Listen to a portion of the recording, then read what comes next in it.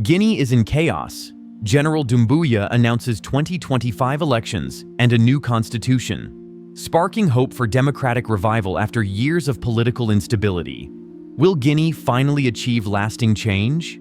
Chapter 1. General Mamadi Doumbouya's Vision for 2025.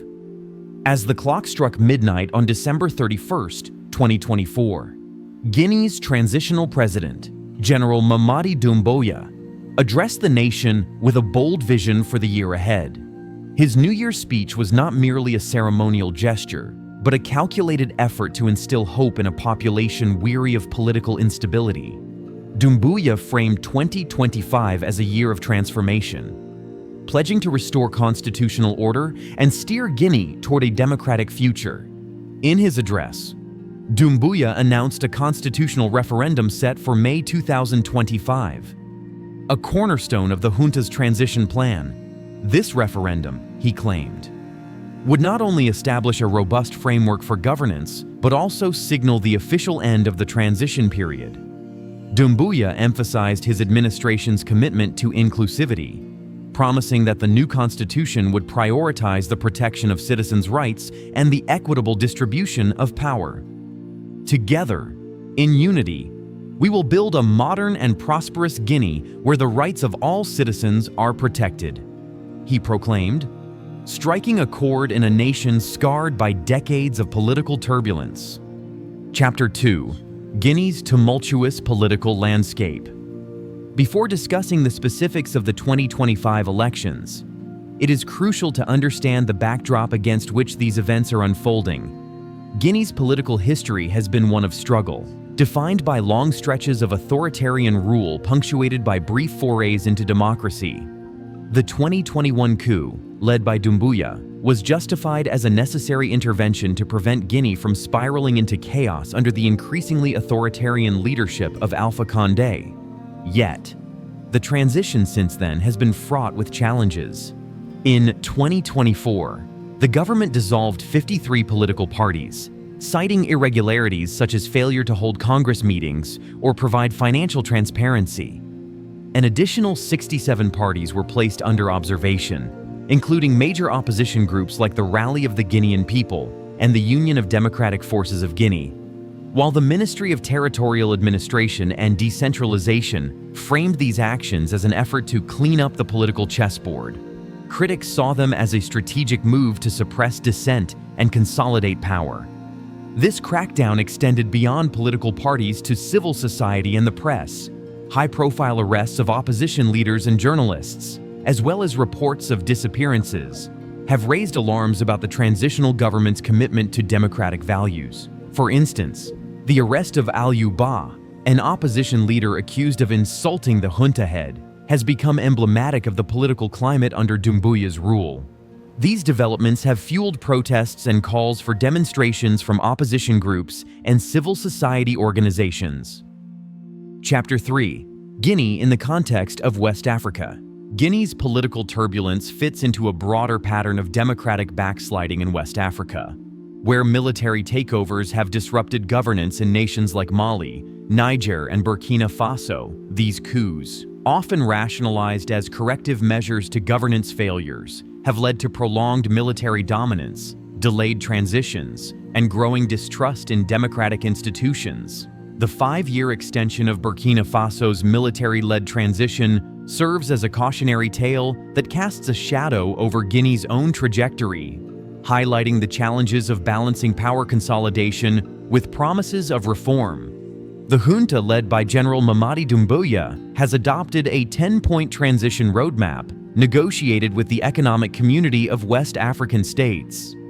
However, the plan has been criticized for lacking transparency, timeliness, and sufficient budgetary commitments. This has fueled skepticism among civil society organizations and opposition leaders, who question the junta's commitment to delivering on its promises. Doumbouya's actions, including replacing all 34 civilian prefects with military officers in 2022 and dissolving 342 municipal councils in 2024, reinforce fears of increasing militarization of governance. In their place, Over 3,000 individuals were directly appointed by the junta, raising concerns about fairness and impartiality in the lead-up to elections. Guinea's political landscape has also been shaped by mounting resistance to military rule. Civil society groups and opposition coalitions like the Forces Vives de Guinea have continued to organize protests despite a ban on demonstrations since 2022. These protests have been met with violent crackdowns, resulting in dozens of deaths and the arrests of prominent opposition figures. For instance, 3 activists, Umar Silla, Mamadou Doumbouya, and Mohamed Cissé were detained under harsh conditions in 2024, with allegations of torture surfacing. Popular figures such as rapper. The shrinking media space has exacerbated these tensions. The junta has restricted internet access, banned television and radio broadcasts, and targeted journalists who challenge its narrative. In one prominent case, the Secretary General of Guinea's Union of Professional Journalists, Sékou Jamal Pendessa, was sentenced to 6 months in jail for organizing protests. Meanwhile, 2 media regulators were convicted of defamation for exposing alleged bribes by the junta to secure favorable coverage. Despite these challenges, Guinea's civil society and democracy movement have demonstrated resilience. Historical scars, such as the 2009 Stadium Massacre and the repressive regimes of Ahmed Sékou Touré and General Lansana Conté, have forged a deep commitment to democratic ideals among the Guinean people. This commitment is evident in their continued rejection of military rule and calls for a civilian-led government. However, the junta's handling of economic challenges has further strained its credibility. Acute food insecurity now affects over 11% of Guinea's population, a sharp rise from 2.6% in 2020. Inflation, fuel shortages, and limited access to basic goods have compounded public discontent. These economic pressures, coupled with political repression, have fueled widespread frustration and skepticism about the junta's intentions. Adding to these concerns, Doumbouya's own political ambitions have also come under scrutiny. Though the junta initially vowed to bar its members from contesting future elections, expectations are mounting that Doumbouya will enter the presidential race to pave the way for his candidacy. The junta's shift in tone and tactics has been evident. Members now refer to him as President of the Republic instead of President of the Transition, signaling a potential long-term role for Doumbouya in Guinea's political landscape. This development echoes the blueprint employed by General Mahamat Doumbouya in Chad, who orchestrated a similar transition that culminated in elections widely criticized as a mere extension of military rule. For all its lofty rhetoric, Doumbouya's vision faces formidable challenges. The junta's unilateral actions, including replacing civilian prefects with military officers and dissolving municipal councils, have eroded trust in its commitment to democratic principles.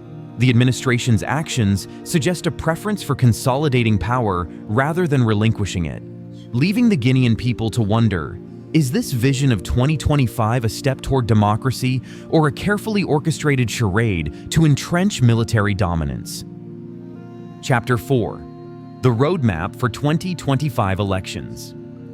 General Doumbouya's plan for 2025 is ambitious, beginning with the signing of a decree to set the date for the constitutional referendum in the first quarter of the year. According to government spokesperson Ousmane Gawal Diallo, the referendum is likely to take place in May 2025, followed by presidential, legislative, and local elections later in the year, after the rainy season. This timeline underscores the administration's intent to adhere to international expectations while addressing logistical challenges unique to Guinea. Central to this roadmap is the drafting of a new constitution designed to ensure stable and democratic governance. The process involves consultation with Guinean experts and review by the National Transitional Council, aiming to create a document that aligns with the nation's social, political, and economic realities. Doumbouya has framed the new constitution as a cornerstone of the transition, capable of addressing the governance issues that have plagued Guinea for decades. The introduction of an electoral code is another critical component of the plan. This code aims to establish a legal framework that guarantees fair, transparent, and efficient elections. For a country with a history of contested polls and post-election violence, the success of this initiative will be instrumental in restoring public trust in the democratic process. Chapter 5: Challenges and Uncertainties Ahead. Despite the optimism surrounding the 2025 elections, Guinea faces significant challenges that cast a shadow over its democratic aspirations. The current political environment is fraught with mistrust between the junta and opposition groups. The junta's suspension and observation of political parties, coupled with its unilateral control of the transition process, have created an uneven playing field that raises concerns about the legitimacy of the electoral process. For these elections to be credible, the transitional government must demonstrate a genuine commitment to inclusivity and fairness. Criticism of General Mamadi Doumbouya's leadership further compounds these challenges. His administration, once heralded as a break from authoritarian practices, has been accused of perpetuating the very systems it vowed to dismantle. The arrests of opposition figures, suppression of dissent, and restrictions on civil liberties have called into question the junta's dedication to a transparent and democratic transition. Public unrest is another pressing issue. Protests fueled by dissatisfaction with the junta's heavy-handed tactics and economic mismanagement are likely to escalate as the elections approach. These demonstrations are a continuation of Guinea's long history of resisting authoritarian rule, reflecting the public's deep desire for a return to democracy. Managing these tensions will require careful negotiation and meaningful engagement with opposition leaders and civil society organizations, something the junta has shown limited willingness to undertake. Economic challenges further complicate the political landscape. Guinea's reliance on mineral exports, particularly bauxite, has made its economy vulnerable to global market fluctuations. Political instability has exacerbated these vulnerabilities, stifling economic growth and worsening public discontent. Addressing these issues is critical to creating a stable environment for the elections. Notably, Guinea achieved an inflation-adjusted median annual per capita economic growth rate of 2.9% during its decade of democratic progress, compared to less than 1% in the 25 years before 2010. A return to democratic governance could revive this growth trajectory, attract renewed investment, and open the country to development opportunities. The implications of the 2025 elections extend beyond Guinea's borders. A democratic transition would position the country for increased security cooperation funding and training, which could prove critical as the militant Islamist insurgency in Mali creeps closer to Guinea's northern border. However, external pressures may also complicate the transition. Russia, with its long-standing involvement in Guinea's bauxite industry and influence in neighboring Sahelian military juntas, may seek to undermine the democratic process. The Kremlin's broader strategy of destabilizing democracies in Africa adds another layer of uncertainty to Guinea's political future. Ultimately, the 2025 electoral calendar represents a continuation of Guinea's decades-long struggle for democracy. The real test lies in whether the elections will be truly independent or just another exercise in military control, disguising authoritarian rule as civilian governance. If the election is fair and Guinea breaks free from military rule, then there's no doubt this election will be a turning point. But if it becomes another military regime, let time be the judge.